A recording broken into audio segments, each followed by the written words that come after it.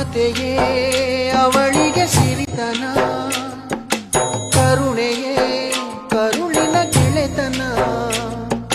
ದೇವರಿಗೂ ಅವಳೆ ತಾನೆ ದೇವರು, ಅವಳ ಸರಿ ಸಮ ಯಾರು ಕಾಣರು. ಅವಳ ಪ್ರೀತಿಯಲ್ಲಿ ಜಗವೇ ಬೆಳಗುವುದು. ಅಮ್ಮ ನಿನಗೂ ಮೊದಲು ಜಗದಲ್ಲಿ ಯಾರಮ್ಮ, ಹೆತ್ತವಳು ಯಾರಮ್ಮ, ಹೊತ್ತವಳು ಯಾರಮ್ಮ. ಅವಳಿದೆ ಅಮೃತದಿ ಉತ್ತರವು ಇದೆಯಮ್ಮ.